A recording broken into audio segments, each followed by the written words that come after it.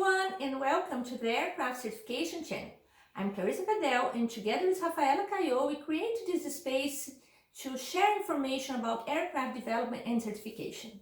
So if you are passionate about aviation like us, subscribe to our channel and hit the bell to be aware every time that we upload a new video. So today I'm with Antonio Jesus to talk about thermodynamic integration. Yes. Thank you for being here with us, Antonio. So welcome aboard. Yeah, thanks for having me. It's a pleasure to be here. Okay. So before we start, can you introduce yourself? Sure. So my name is Antonio Jesus, and I am a mechanical engineer. I have a master's and a doctoral degree in computational fluid dynamics, and I have worked all my career in the aviation industry with what we call systems aerodynamic and thermodynamic integration, or just thermodynamic integration for short. If you want to know more about Antonio's professional journey, the link to his profile will be in the description area. Welcome on board and enjoy your journey.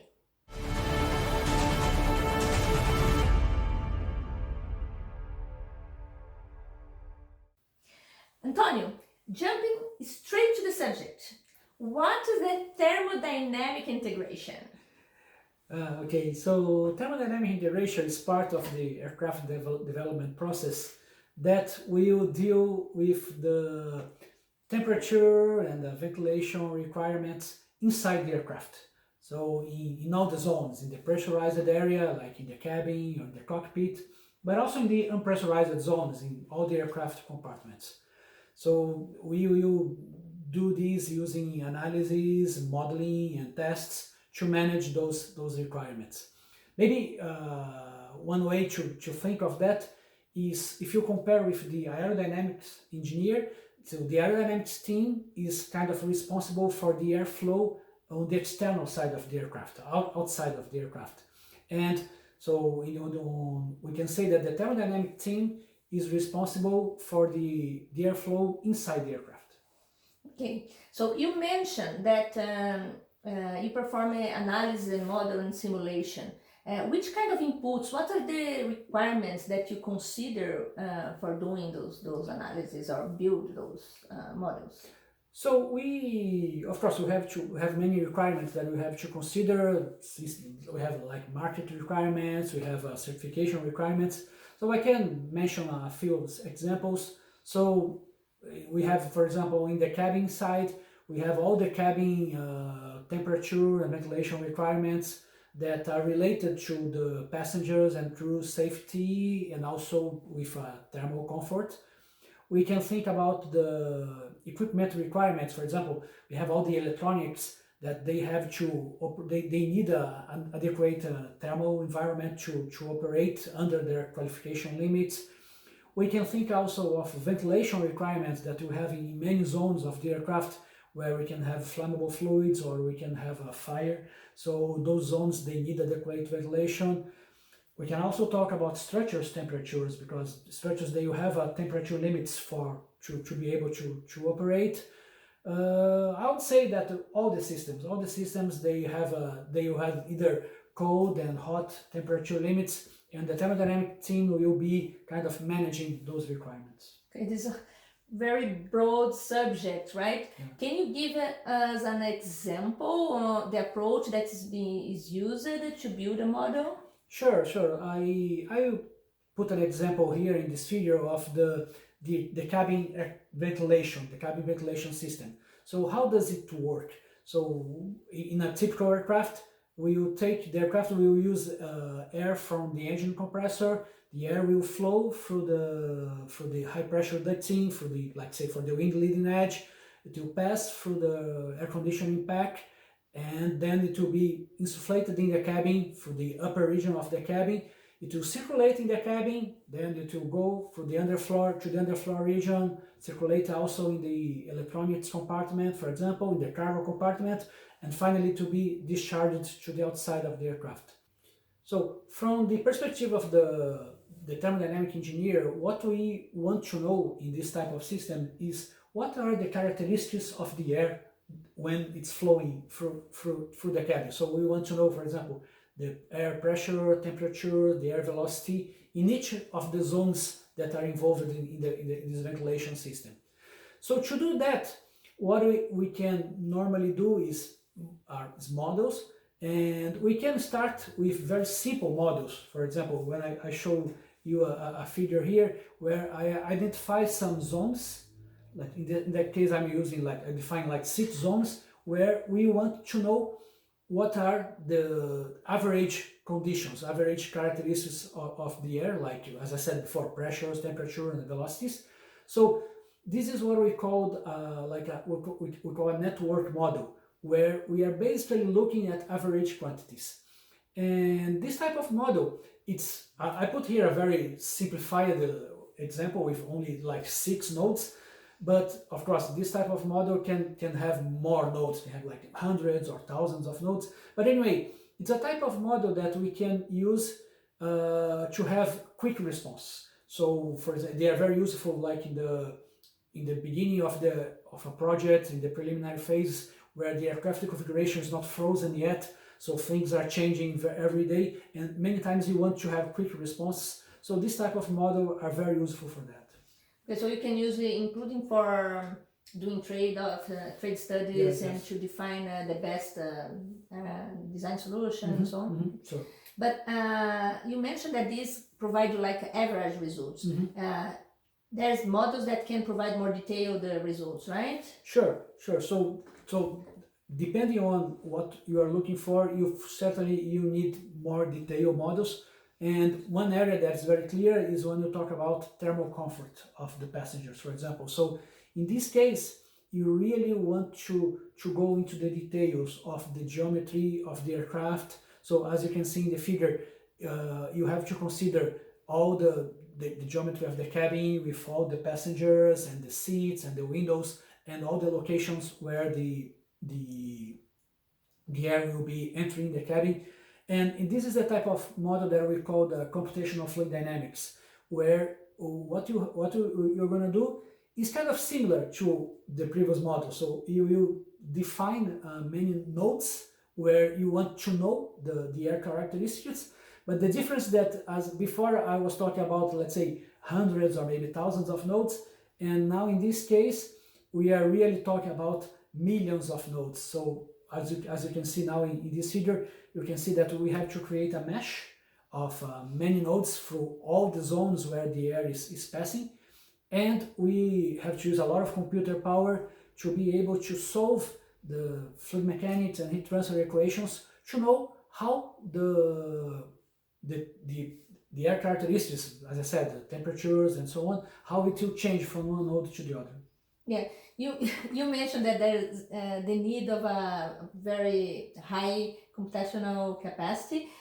Do you do that for the whole airplane, or can you do that for the whole airplane, or? So yeah, so it of course it will not, sometimes it will not be possible to do a model like this for the whole aircraft. And so normally what you have to do is that you have to define some boundaries for those models, and in those boundaries is where the engineer has to impose some information. So for example, when you see in the figure, the region where you have those arrows are regions where the engineer will have to impose, for example, some information as I said, like some airflow, some pressure, some temperature. And it's interesting to notice that this information, these boundary conditions, many times they can come from the simplified model that we talked before. So you see that there is an integration between those models. And so after running those very large CFD models, the nice thing is that you can have a lot of detailed information. So I see now the next figure. You can see that you can, for example, in the left, you can see how the air flows, circulates throughout the cabin. So you can see all the streamlines. You can see how you can, for example, even have an idea of how is the velocity of the air close to the passengers. And as you can see in the right figure, you can also have a good idea of the temperatures very close to the passengers. And with those results, the engineer can do a very good assessment in terms of, for example, of the thermal comfort of the passengers.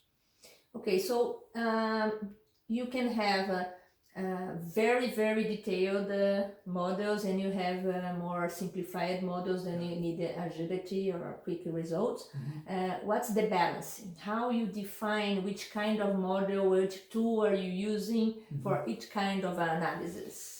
Yeah, so this is a very good question, and I think that's where the experience and the experience of the engineer and also the maturity of this modeling process is very important, because this is the tricky. We want to know to use the right model for the right moment, for the right question. So this is really where the experience goes, and so because many times we cannot afford to build a very complex model that will take a lot of time to provide answers, and sometimes the program cannot wait for these models for that.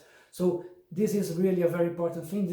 I would say that this is a very important task of the engineer, to be able to balance, to find, depending on the process, depending on the questions, depending on the moment, which type of model is more adequate.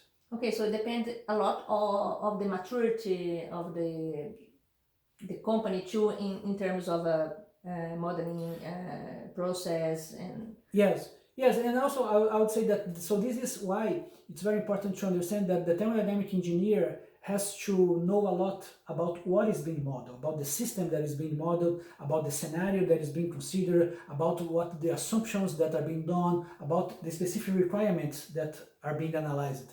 So that's why the thermodynamic engineer has to do a lot of interface. He has to talk a lot of people to get a lot of information and understand the scenario. You have to understand what is really happening. It's not like that the engineer will be like being alone with the computer and just running the analysis. It will be, there is a lot of also interaction with people. That's great that you mentioned this point, because I feel that many people has this impression that the thermodynamic engineers stay seeing the matrix behind the computer and don't talk with anybody, and that's totally not true, right? Not true. You need to interact with everybody to understand the problem, and because sometimes people doesn't know what's the problem, and you need to come with a solution, right? and to decide which model is more adequate for each type of problem.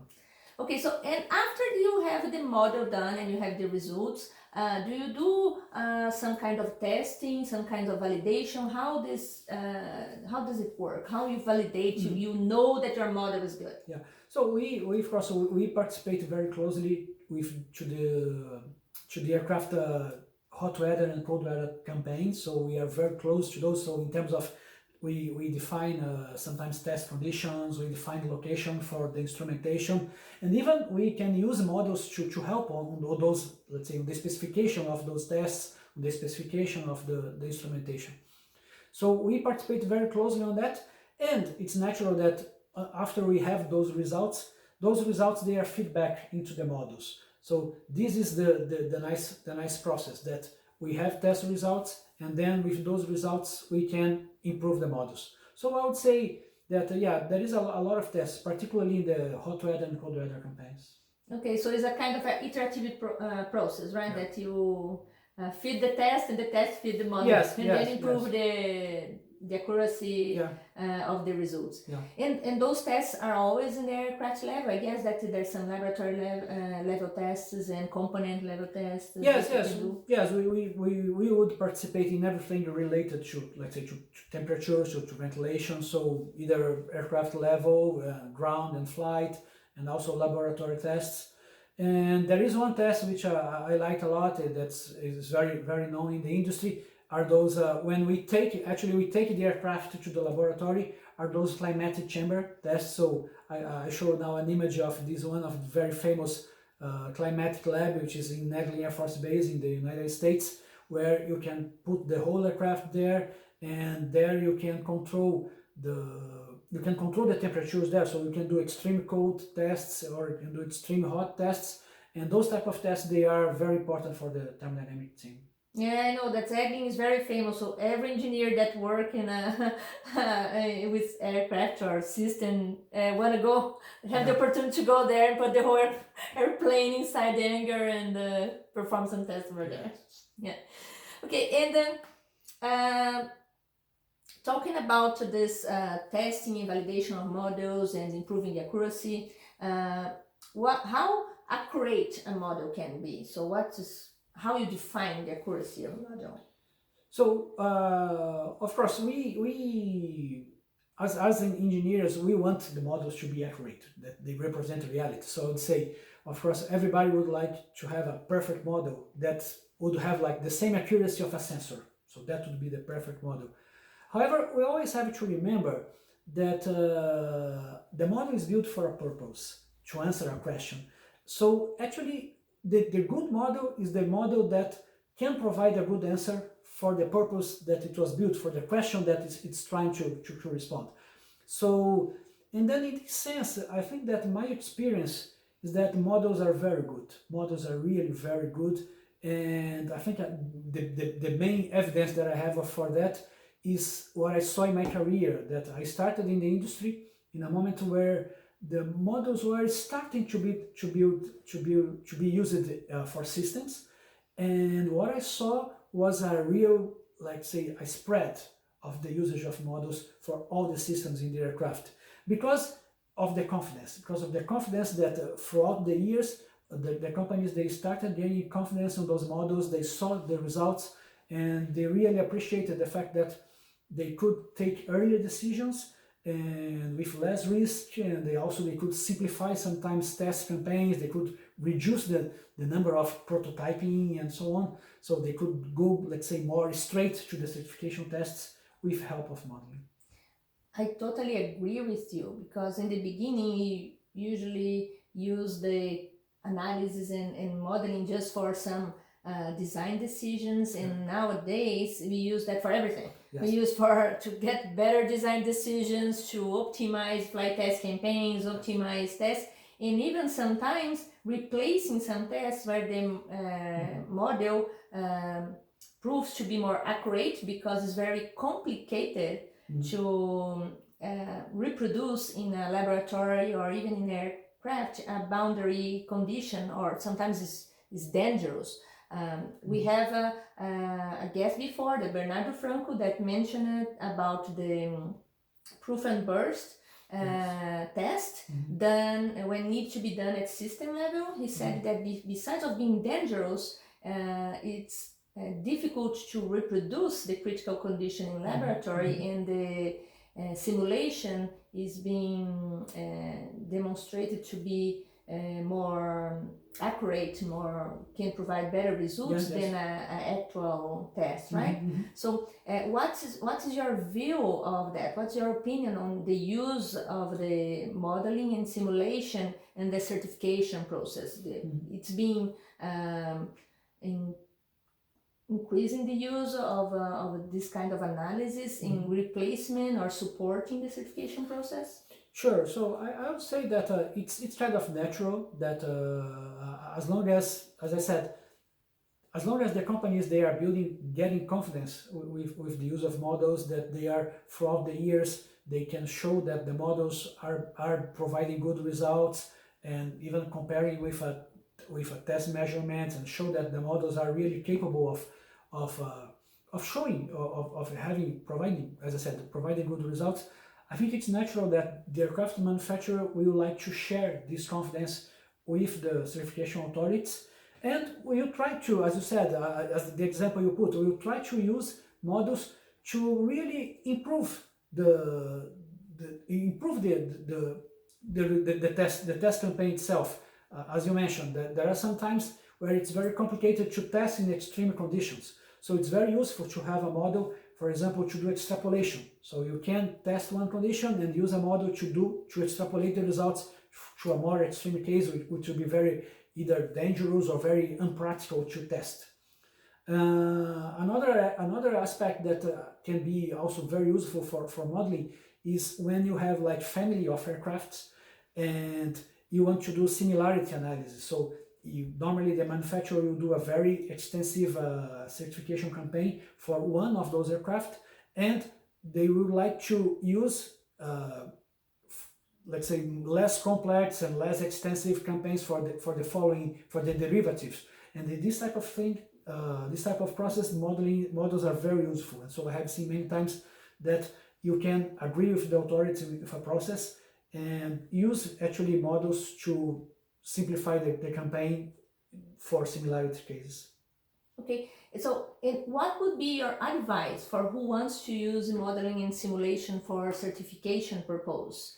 Because when you're doing that for our own use, for design decisions, is one thing, but there's a lot of things that need to be agreed with the certification authorities when you want to replace a test or use the simulation analysis to show compliance with certification requirements. Yeah, so I think, of course, the whole idea is to build a mature process. So what we want is in both sides, in the industry side and the authority side, we want to have a process that is mature. So I think that's kind of important is to pursue that. Looking at the thermodynamic engineers on the manufacturer side, the important is to, let's say, do this job of doing the models and do the tests and improve the models with the test results and build a mature process. And once the process is mature, I think it's kind of, as I would say, it's natural to share this between the manufacturer and the authorities, and the use of modeling the certification process becomes natural. Okay, thank you very much, Antonio. This is a very interesting subject, and we are just starting because I want to have you here more times to dig more into some of those analyses and all the things that you can do with modeling and simulation. But before we finish, I would like you to share your thoughts and advice for who wants to become a thermodynamic engineer or who interact with a thermodynamic engineer. Yeah, so thanks again for having me here. It was a very good opportunity, and I would love to come back here to talk in more details about other type of modeling. So what I would say is that I think I said before, that during my career I saw that how much the models and simulations, they were spread throughout the aircraft development process. So I would encourage a lot like young engineers to, if you are interested in that, I really encourage you to pursue a career in modeling and simulation and the computational fluid dynamics, for example, because I think there is a lot of value to be added to the products. And also I would also share the same feeling with all the people that interface with the thermodynamics team. I think I would like to share with you that you can be confident that these models are really doing a very good job and adding a lot of value to the process. Okay. Thank you very much, Antonio. Yes, I hope you had liked this video today, and if you enjoyed your journey, give us a thumbs up. See you in the next video.